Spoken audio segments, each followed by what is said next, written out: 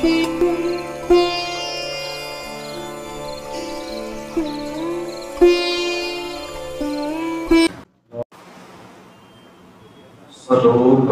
महला चौथा।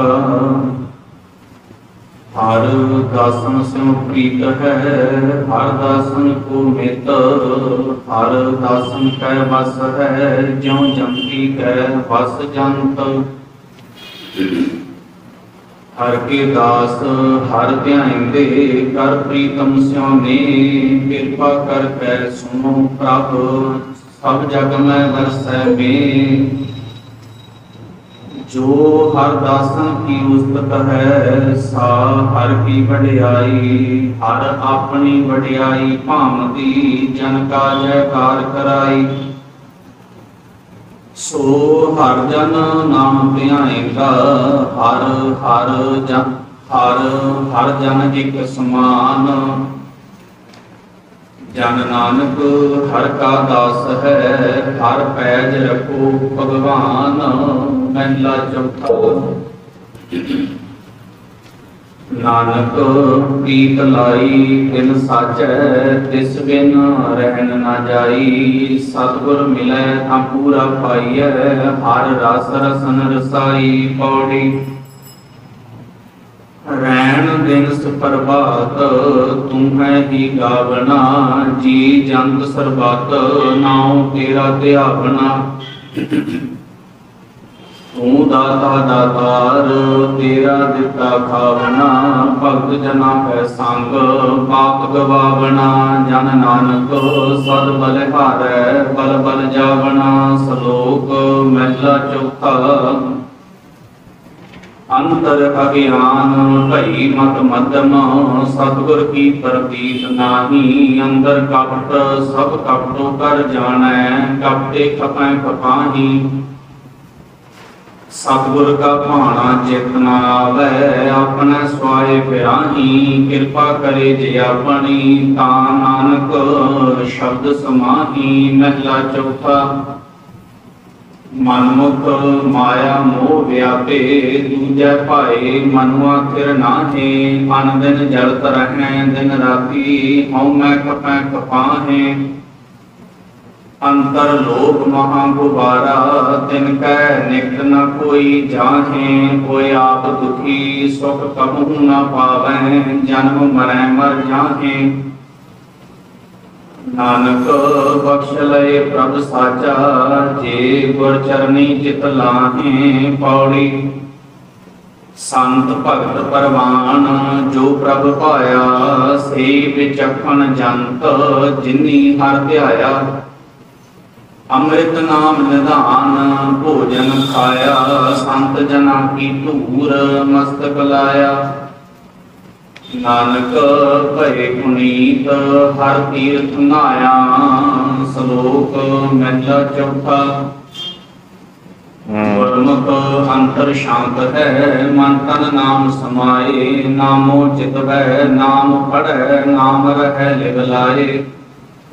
नाम पदार्थ पाया, चिंता गई बिलाए। सतगुर मिलिया नाम बुझै, तृष्णा भुख सब जाए। नानक नामे रतिया, नामो पल्लै पाए। महला चौथा। सतगुर पुरख जे मारिया, भ्रम भ्रमिया घर छोड़ गया। ओस पिछै वजै पकड़ी, मुँह काला आगे भया। ओस अरल बरल मुँह निकलै, नित झकू सुटदा मुआ। क्या होवै किसै हीदै कीतै, जां धुर किरत ओस दा एहो जिहा पिया।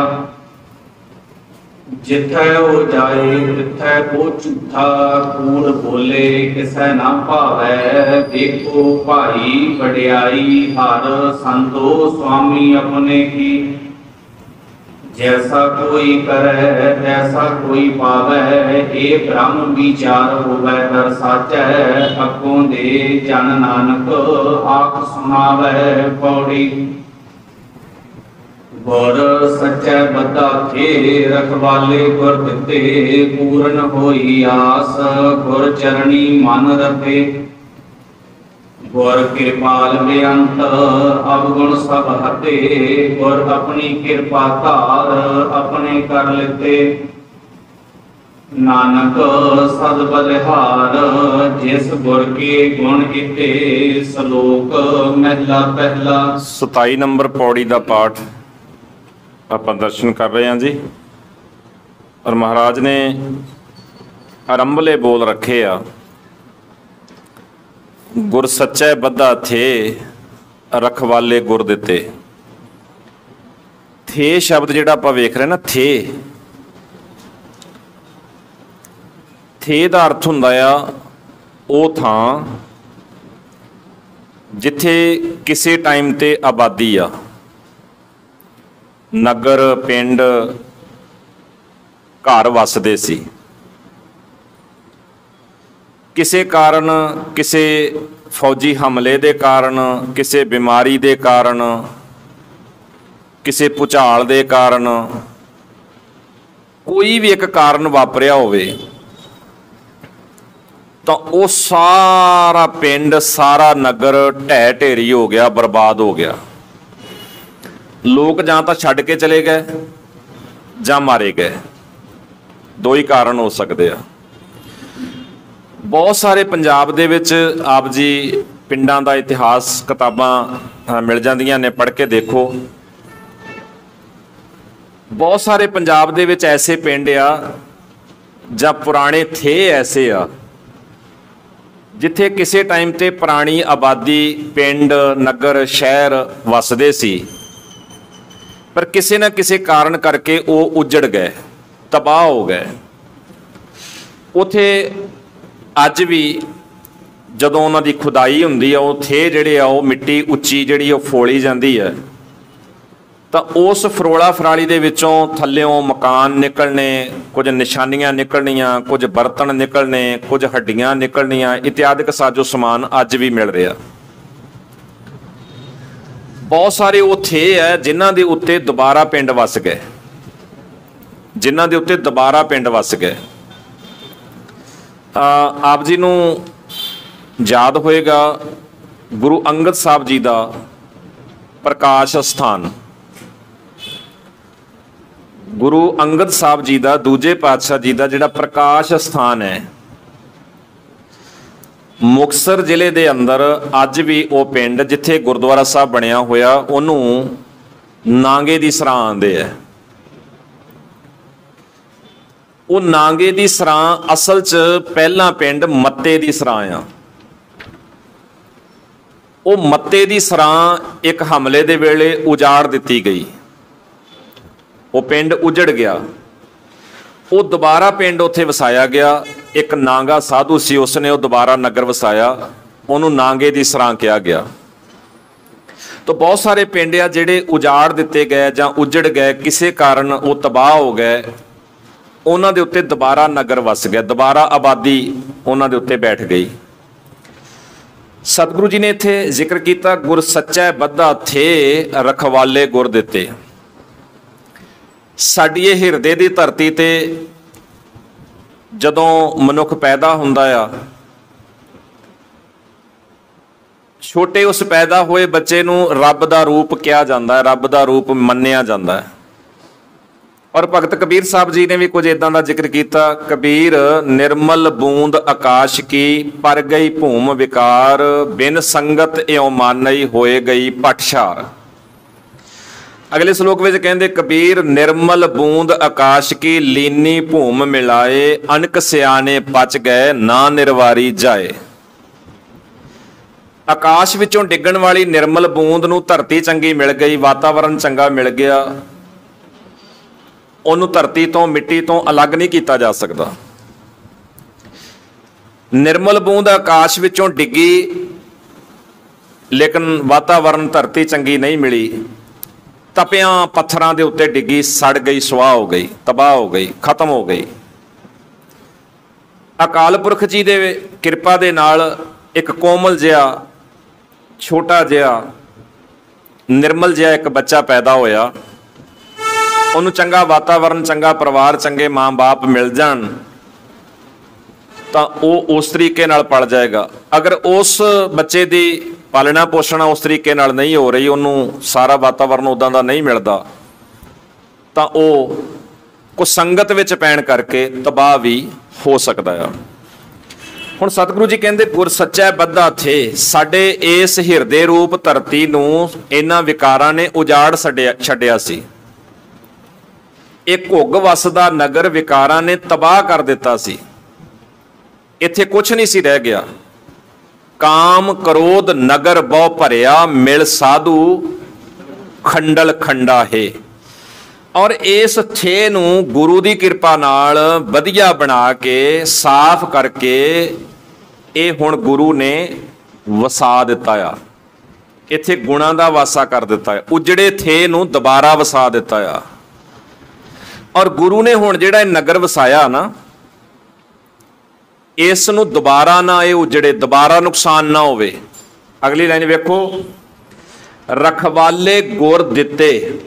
ਇਹਦੀ ਰਖਵਾਲੀ ਲਈ ਰਖਵਾਲੇ ਵੀ, ਇਹਦੀ ਪਹਿਰੇਦਾਰ ਵੀ ਨਾਲ ਗੁਰੂ ਨੇ ਦੇਤੇ ਆ। ਐਸੀਆਂ ਉਸਨੇ ਗੁਰੂ ਨੇ ਮਿਹਰ ਕਰਕੇ ਸਾਡੇ ਅੰਦਰ ਗੱਲਾਂ ਪੱਕੀਆਂ ਕਰ ਦਿੱਤੀਆਂ, ਸਾਡੇ ਅੰਦਰ ਉਹ ਚੀਜ਼ਾਂ, ਉਹ ਵਿਚਾਰ ਪਾ ਦਿੱਤੇ ਆ ਕਿ ਹੁਣ ਇਹ ਥੇ ਦੇ ਦੁਬਾਰਾ ਉਜੜਨ ਦਾ ਚਾਂਸ ਨਹੀਂ ਹੈ। ਕਿਸੇ ਕਾਰਨ ਉਜੜ ਗਿਆ, ਪਰ ਹੁਣ ਜਿਹੜਾ ਗੁਰੂ ਨੇ ਵਸਾਇਆ ਇਹ ਉਜੜੇਗਾ ਨਹੀਂ, ਇਹ ਤਬਾਹ ਨਹੀਂ ਹੋਏਗਾ। ਤਾਂ ਇੱਥੇ ਥੇ ਸ਼ਬਦ ਜਿਹੜਾ ਆਇਆ, ਉਹ ਉਜੜੀ ਹੋਈ ਆਬਾਦੀ ਦੁਬਾਰਾ ਵਸ ਗਈ। ਗੁਰ ਸੱਚਾ ਬੱਧਾ ਥੇ, ਰਖਵਾਲੇ ਗੁਰ ਦਿੱਤੇ। ਪਰ ਜੇ ਆਪ ਜੀ ਨੇ ਵਿਸਥਾਰ ਨਾਲ ਹੋਰ ਵੀ ਦੇਖਣਾ ਹੋਵੇ ਤਾਂ ਆਪ ਜੀ ਨੇ ਸਰਚ ਮਾਰ ਕੇ ਦੇਖ ਲੈਣਾ, ਘਰ ਅੰਦਰ ਜਾ ਕੇ ਪਾਠ ਕਰ ਲੈਣਾ। ਜਿਹੜਾ ਸ਼ਬਦ ਪੜ੍ਹਦੇ ਨਾ ਆਪਾਂ, ਹਾਉ ਗੁਸਾਈ ਦਾ ਪਹਿਲਵਾਨੜਾ, ਮੈਂ ਗੁਰ ਮਿਲੇ ਉੱਚ ਦੁਮਾਲੜਾ, ਸਭ ਹੋਈ ਛਿੰਝ ਇਕੱਠੀਆ, ਦਈ ਬੈਠਾ ਵੇਖੈ ਆਪ ਜੀਓ। ਉਹ ਸ਼ਬਦ ਤੁਸੀਂ ਪੜ੍ਹਦੇ ਜਾਓ, ਉਹ ਸਾਰੇ ਸ਼ਬਦ ਦਾ ਪਾਠ ਕਰੋਗੇ। ਉਸ ਸ਼ਬਦ ਦੇ ਅੰਦਰ ਵੀ ਸਤਿਗੁਰੂ ਨੇ ਇਸ ਲਾਈਨ ਦਾ ਵਿਸਥਾਰ ਉੱਥੇ ਵੀ ਦਿੱਤਾ ਹੋਇਆ ਕਿ ਇਹ ਜਿਹੜਾ ਨਗਰ ਆ ਇਹ ਉਜਾੜ ਦਿੱਤਾ ਗਿਆ ਸੀ। ਹਾਂ ਹੋਆ ਮਾਹਰ ਪਿੰਡ ਦਾ, ਮੈਂ ਹੁਣ ਪਿੰਡ ਦਾ ਮਾਹਰ ਹੋ ਗਿਆ, ਮੈਨੂੰ ਪੂਰਾ ਤਜਰਬਾ ਹੋ ਗਿਆ ਇਹ ਪਿੰਡ ਕਿੱਦਾਂ ਚੱਲਣਾ ਹੈ, ਪਿੰਡ ਕਿੱਦਾਂ ਰਹਿਣਾ ਆ, ਪਿੰਡ ਦੀ ਰੌਣਕ ਕਿੱਦਾਂ ਬਣੀ ਰਹਿਣੀ ਆ, ਪਿੰਡ 'ਚ ਖੁਸ਼ਹਾਲੀ ਕਿਵੇਂ ਰਹਿਣੀ ਆ, ਮੈਂ ਪੂਰਾ ਮਾਹਰ ਹੋ ਗਿਆ ਗੁਰੂ ਦੀ ਕਿਰਪਾ ਨਾਲ।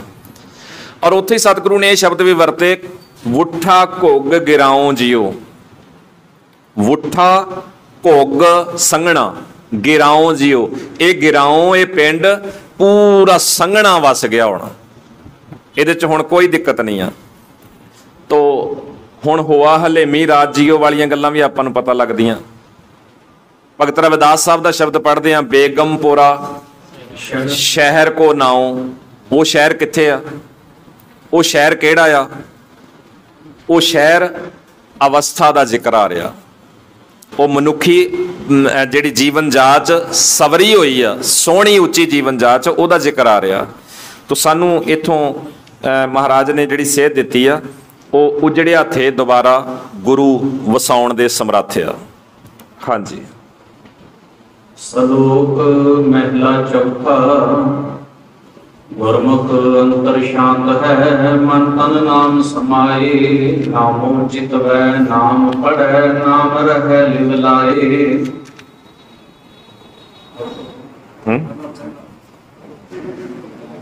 ਸਲੋਕ ਮਹਿਲਾ ਪਹਿਲਾ। ਤਾਕੀ ਰਜ਼ਾਏ ਦੇਖਿਆ ਪਾਏ, ਆਗਿਆ ਕੀਜੈ ਪਾਂਡੇ, ਹੁਕਮ ਹੋਆ ਹਾਸਲ ਤਦੇ ਹੋਏ ਨਿਬੜਿਆ, ਹੰਡੈ ਜੀ ਕਮਾਂਦੇ। ਮਹਿਲਾ ਦੂਜਾ। ਨਕ ਨੱਥ ਖਸਮ ਹੱਥ, ਕਿਰਤ ਧੱਕੇ ਦੇ, ਜਹਾਂ ਦਾਣੇ ਤਹਾਂ ਖਾਣੇ, ਨਾਨਕਾ ਸੱਚ ਹੈ ਪੌੜੀ। ਆਮ ਤੌਰ ਤੇ ਇਸ ਸ਼ਲੋਕ ਦਾ ਪਾਠ ਕਰਦੇ ਆਂ, ਸੌਖਾ ਜਿਹਾ ਹੀ ਦੇਖੋਗੇ ਵੀ ਅਸੀਂ ਇਹਨੂੰ ਸ਼ਲੋਕ ਨੂੰ ਸਿਰਫ ਇੱਕ ਥਾਂ ਤੇ ਕੇਂਦਰਿਤ ਰੱਖਦੇ ਆਂ, ਰੋਟੀਆਂ ਤੇ। ਜਹਾਂ ਦਾਣੇ ਤਹਾਂ ਖਾਣੇ, ਨਾਨਕਾ ਸੱਚ ਹੈ। ਔਰ ਸਾਨੂੰ ਸੁਣਦਿਆਂ ਪੜ੍ਹਦਿਆਂ ਇਦਾਂ ਵਿਹਾਰ ਕਰਦਿਆਂ ਸਾਨੂੰ ਲੱਗਦਾ ਹੀ ਨਹੀਂ ਕਿ ਇਸ ਤੋਂ ਗਾਂ ਵੀ ਕੋਈ ਗੱਲ ਮਹਾਰਾਜ ਕਰ ਰਹੇ ਆ। ਜਦ ਕਿ ਸ਼ਲੋਕ ਸਿਰਫ ਰੋਟੀਆਂ ਤੱਕ ਨਹੀਂ ਹੈ, जहां दाने तहां खाने नानका सच है। सिर्फ रोटियां तक नहीं है। महाराज ने इत्थे वेखियो शब्द वरतिया जिहड़ा किरत, किरत दे तत्ते नूं औंकड़ है, पुलिंग है। किरत दा अर्थ है सुभाਅ। किरत तत्ते नूं सिहारी नाल भी आउंदा है। किरत कर्म के विछुड़े कर किरपा मेलो राम, कीती किरत दे मुताबक। इत्थे किरत दे तत्ते नूं औंकड़ है, पुलिंग है, इहदा अर्थ है सुभाਅ। महाराज कहंदे नक नथ, हरेक जीव दे नक विच हुक्म दी नथ आ। जिवें पशुआं दे पाई है, हरेक नथ दे विच नथਿਆ होया, हुक्म दी नथ विच नथਿਆ होया। जप बाणी च रोज पढ़दे आ, आप नाथ नाथी सब जाकी। ये सारी सृष्टि ओदी नथी होई आ, हुक्म दी नथी होई आ। महाराज कहंदे नक नथ, साडे जीवां दे नक विच नथ है, हुक्म दी नथ। ते हुक्म किहदे हत्थ च है? खसम हत्थ। हुक्म दी नथ खसम दे हत्थ विच है, यानी हुक्म नूं कंट्रोल करन वाला मालिक परमेश्वर है। किरत धक्के दे नक विच नथ होवे, जिवें पशु दे नक विच नथ आ, उहनूं रस्सा पा के किले नाल बद्धा होया, पर उहदा सुभाਅ उछाले मार रहा कि खिच के रस्सा तोड़ लवां, खिच के खुला हो जावां, मैं आज़ाद हो जावां, ते आ जिहड़ा आले दुआले हरिया हरिया जो कुछ दिसदा मैं मौज नाल खावां, वो जोर ला रहा। हुण ना ते रस्सा टुटदा है, ना किला पुट्टिया जांदा है, उल्टा की हो रहा है, वो नथ दे नाल उहदा नक पाट रहा है, दुखी हो रहा है। नक भी पाट रहा है, दुखी भी हो रहा है, पर अंदरों सुभाਅ जिहड़ा वो भी जोर ला रहा है भी लाई चल जोर जिन्ना लगदा है उन्होंने, वो जिहड़ा सामने हरिया कुछ दिस रहा है, जिहड़ा उन्होंने आज़ादी वाला जोर लग रहा है, वो भी ला रहा है। महाराज कहंदे रस्सा टुट सकता है पशु का, किला पुट्टिया जा सकता है, वो हरिया खा सकता है, पर बंदे एक गल का ध्यान रख, जिहड़ी नथ तेरे नक च पई हुई है टुटन वाली नहीं। हुक्म नूं भंग थोड़ा किया जा सकता है, हुक्म की उलंघना थोड़ी हो सकती है। कर जिन्नी करनी आ, बंदा अपने वालों जोर ला ही रहा है ना। जिन्ना जोर लाउंदा है, जिन्ना जोर लाउंदा है हुक्म दे उल्ट, जिन्ना जोर लाउंदा है उन्ना दुखी हो रहा है, उन्ना दुखी हो रहा है। महाराज कहंदे नक नथ खसम हथ किरत धक्के दे, हुक्म दी नथ नक विच आ, सुभाਅ बंदे दा धक्के दे रहा, सुभाਅ बंदे दा धक्के दे रहा। जहां दाने जिहो जिहा सुभाਅ बनिया होया, जहां दाने जिथे उहदे दाने आ, जिहो जी उहदी रुचि आ, जिद्दां दा उहनूं पसंद आ, जिद्दां दे उहने रस कस पाले आ, ताहां खाने उहने उधर नूं ही जाना। हुण जो उहनूं पसंद आ, जिथे उहदे दाने आ, उहने वो खाने आ। महाराज कहंदे नाल हुक्म दी नथ दा भी ध्यान रखे भी नक विच पई होई आ, ये नाल नाल ही तुरेगी। जिन्ना हुक्म तो बाहर होने की कोशिश करेगा उन्ना पीड़ित होंदा जाएगा, उन्ना ही वध नुकसान होंदा जाएगा, उन्ना ही अशांत होंदा जाएगा, उन्ना ही पीड़ नाल भरदा जाएगा। इनू सिर्फ रोटियां तक ना देखिए, इनू असी इस तो अगे भी देखिए कि इत्थे सतगुरु महाराज रोटियां तो अगाह की गल करते हैं कि जिहड़ा साडा सुभाਅ है ना, असी अपने सुभाਅ के मुताबिक अपना दाना चुगदे हैं। जानी जो सानू जे हुण सुभाਅ बनिया पराया रूप वेखण दा, बंदा दुखी होकर वेख रहा ना, मर्यादा सिद्धांत समाज के बंधन टप के कोशिश कर रहा कि काम मैं करा। बंदे नूं लोभ का चस्का पै गया। हुण जदों लोभ का चस्का आ, दाने उहदे की है? लोभ, जिथों उहदी पूर्ति होनी आ, चस्का अंदर आ। हुण लोभ की पूर्ति लई जोर ला रहा, जहां दाने तहां खाने। किसे बंदे नूं मान लो कि सिर्फ बोलण दा ही चस्का आ, वो बोलण वाला थां लभदा फिरेगा, वो दुखी हो रहा, बंदियां नूं सुट रहा, धक्के मार के पासे कर रहा भी मैनू अगे लै चलो, किसी नूं फोटो लवाउण दा ही चाह आ। तो ये एक मसला नहीं है कि एक थां दे उत्ते असीं इहनूं केंद्रित कर दईए। ਜਿਹਦੇ ਅੰਦਰ ਜਿੱਦਾਂ ਦੀ ਵੀ ਰੁਚੀ ਆ ਤੇ ਉਹ ਆਪਣੀ ਰੁਚੀ ਨੂੰ ਪੂਰੀਆਂ ਕਰਨ ਲਈ ਜ਼ੋਰ ਲਾ ਰਿਹਾ ਹੈ ਨਾ, ਜਹਾਂ ਦਾਣੇ ਤਹਾਂ ਖਾਣੇ। ਇੱਕ ਬੰਦੇ ਅੰਦਰ ਇੱਕ ਰੁਚੀ ਵੀ ਹੋ ਸਕਦੀ ਆ, ਇੱਕ ਬੰਦੇ ਦੇ ਅੰਦਰ ਇੱਕ ਦੇ ਨਾਲ ਨਾਲ ਹੋਰ ਬਹੁਤ ਸਾਰੀਆਂ ਰੁਚੀਆਂ ਵੀ ਨਾਲ ਨਾਲ ਹੋ ਸਕਦੀਆਂ ਆ। ਮ੍ਰਿਗ, ਮੀਨ, ਭਰਿੰਗ, ਪਤੰਗ, ਕੁੰਚਰ, ਏਕ ਦੋਖ ਵਿਨਾਸ਼। ਪੰਜ ਦੋਖ ਆਸਾਦ ਜਾਵੇਂ, ਕਿਸੇ ਵਿੱਚ ਇੱਕ ਵੀ ਹੋ ਸਕਦਾ, ਕਿਸੇ ਵਿੱਚ ਪੰਜੇ ਇਕੱਠੇ ਵੀ ਹੋ ਸਕਦੇ ਆ। ਤਾਕੀ ਕੇਤਕ ਆਸ, ਪੰਜੇ ਦੇ ਪੰਜੇ ਵੀ ਇਕੱਠੇ ਹੋ ਸਕਦੇ ਆ। ਔਰ ਜਿਹਦੇ ਚ ਮਹਾਰਾਜ ਕਹਿੰਦੇ ਪੰਜੇ ਇਕੱਠੇ ਹੋ ਗਏ, ਉਹਦੇ ਤੋਂ ਆਸ ਕੀ ਰੱਖਣੀ ਆ? ਇਹਦੇ ਤੋਂ ਕੀ ਉਮੀਦ ਲਾ ਰਹੇ ਹੋ ਵੀ ਇਹ ਕੁਝ ਭਲਾ ਕਰ ਦੇਗਾ? ਨਹੀਂ ਕਰਨਾ। ਤਾਂ ਸੱਚੇ ਪਾਤਸ਼ਾਹ ਜੀ ਨੇ ਇਸ ਸ਼ਲੋਕ ਦੇ ਰਾਹੀਂ ਸਾਡੀ ਜ਼ਿੰਦਗੀ ਦੇ ਅਨੇਕਾਂ ਪੜਾਅ ਜਿਹੜੇ ਆ ਉਹ ਛੂਹਣ ਦਾ ਯਤਨ ਕੀਤਾ ਆ। ਜਿਹਦੇ ਅੰਦਰ ਜਿੱਦਾਂ ਦੀ ਰੁਚੀ ਪੈਦਾ ਹੋਈ ਉਹ ਉਦਾਂ ਦੀ ਆਪਣੀ ਭੁੱਖ ਪੂਰੀ ਕਰਨ ਲਈ ਕੋਸ਼ਿਸ਼ ਕਰ ਰਿਹਾ ਆ, ਆਪਣੇ ਦਾਣੇ ਚੁਗ ਰਿਹਾ ਆ। ਭਾਈ ਜਹਾਂ ਦਾਣੇ ਤਹਾਂ ਖਾਣੇ, ਨਾਨਕਾ ਸੱਚ ਹੈ। ਹਾਂਜੀ। ਪੌੜੀ ਸਭੇ ਗੱਲਾਂ ਆਪ ਥਾਟ ਬਹਾਲੀ ਹੋਣ, ਆਪੇ ਰਚਨ ਰਚਾਏ ਆਪੇ ਹੀ ਘਾਲੇ ਹੋਣ, ਆਪੇ ਜੰਤੂ ਪਾਏ ਆਪ ਪ੍ਰਤ ਪਾਲੇ ਹੋਣ, ਦਾਸ ਰੱਖੇ ਕੰਠ ਲਾਏ ਨਦਰ ਨਿਹਾਲੇ ਹੋਣ, ਨਾਨਕ ਭਗਤਾਂ ਸਦਾ ਆਨੰਦ ਭਾਉ ਦੂਜਾ ਜਾਲੇ ਹੋਣ। ਸ਼ਲੋਕ ਮਹਿਲਾ ਤੀਜਾ। ਏ ਮਨ ਹਰ ਦੀ ਧਿਆਏ ਤੂੰ, ਇੱਕ ਮਨ ਇੱਕ ਚਿਤ ਭਾਏ, ਹਰ ਕੀਆਂ ਸਦਾ ਸਦਾ ਵਡਿਆਈਆਂ ਦੇ ਨਾ ਪਛੁਤਾਏ। ਹਾਂਜੀ, ਇੱਥੇ ਪਾਠ ਅਸੀਂ ਬਿਲਕੁਲ ਠੀਕ ਇਸ ਤਰ੍ਹਾਂ ਹੀ ਧਿਆਨ ਰੱਖਣਾ ਆ। ਅਸੀਂ ਪਾਠ ਅਣਗਹਿਲੀ ਦੇ ਨਾਲ ਕਰ ਜਾਂਦੇ ਆ, ਹਰ ਕੀਆਂ ਸਦਾ ਸਦਾ ਵਡਿਆਈਆਂ, ਤੇ ਅੱਗੇ ਅਸੀਂ ਪੜ ਜਾਂਦੇ ਆ ਦੇ ਨਾ ਪਛੁਤਾਏ।